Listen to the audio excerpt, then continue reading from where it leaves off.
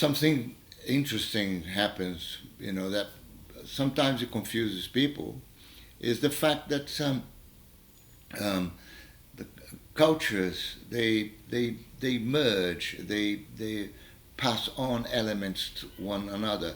Even like what I call when we call the Yoruba culture, and let's say the uh, religious Yoruba culture. Now, in Africa, in Nigeria, Benin, where the Yoruba kingdom is or was, um, the the organization of the religions is very different from Brazil, and in Brazil, it becomes pan Yoruba because the orishas in Nigeria, they are worshipped uh, in one city. Each city has its own orisha. For example, Shango, it's worshipped in your Oyo. That's it. So Oyo, because in fact the orisha Shango was actually a man. He was the first Alafi of Oyo, first king of Oyo, and then he became a deity. Yeah. Uh, if you go to the city of Ketu in Benin, because the Yoruba kingdom takes part of northern Benin, where Ketu is. Ketu worships Oshosi. Yeah. Lagos, right down by the sea, worships Yemaja. Yeah? Oshkbo, right up on the river Oshun, worships Oshun, and so on. When it gets to Brazil, all these people, that different parts, they sort of merge and form a pan-Yoruba religion with a pantheon that is has got all of the orishas. Of course, each temple is dedicated to one of orisha, And but in sort of in the mid 19th century, for instance, what kind of religious manifestations would be followed by the Afro-Brazilians there? It would be all Congo Angola, it would be the Inquices. But then as the Bahians come to Rio, they bring the Candomblé Nagô, the Orishas.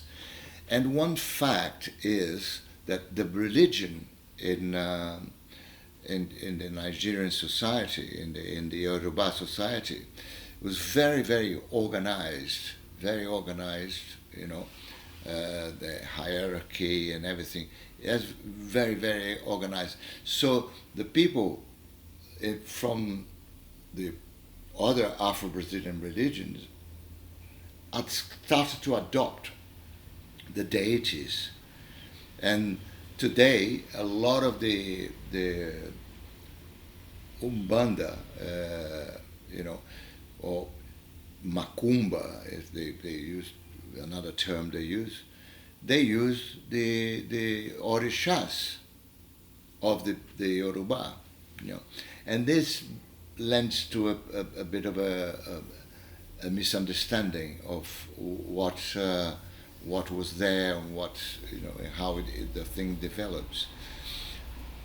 When the Samba schools start, they start to adopt a Orisha as a patron, but it's not just the Orisha, is the equivalent Catholic saint as well, Ogun, Saint George.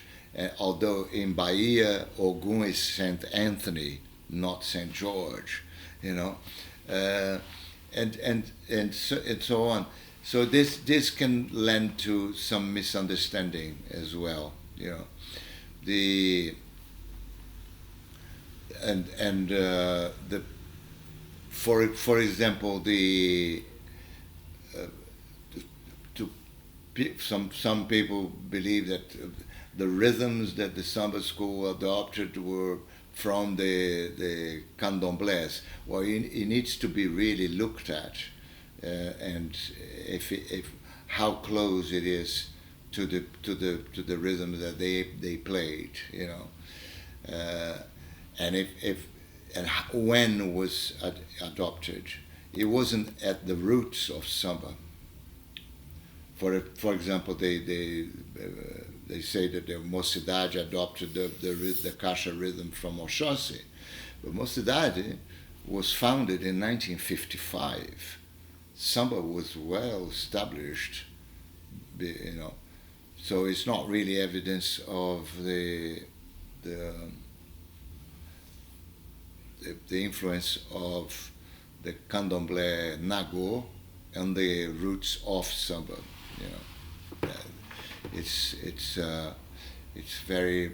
much later, so it's something that you adopt. That's fine, you know, because things do change like that. It's impossible to live in a society dealing with music, you know, coming from one side of society and not to bring elements from one thing to the other, mixing. We are agents of change all the time. The movement of people, we move around, you know,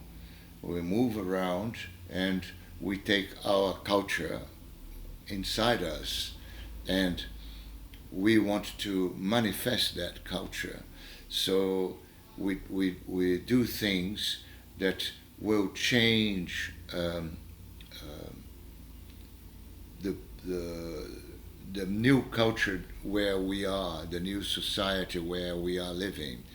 It's very true of immigrants. That's what changes the world anyway. That's what changes the world, you know.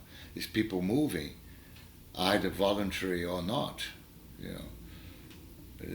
It's you always will go to a place and you will leave some mark of your culture in that new host culture, if you want. But also you will pick up things from your host culture, and it becomes yours. And so you're no longer that person that arrived a few years earlier, whatever, you know.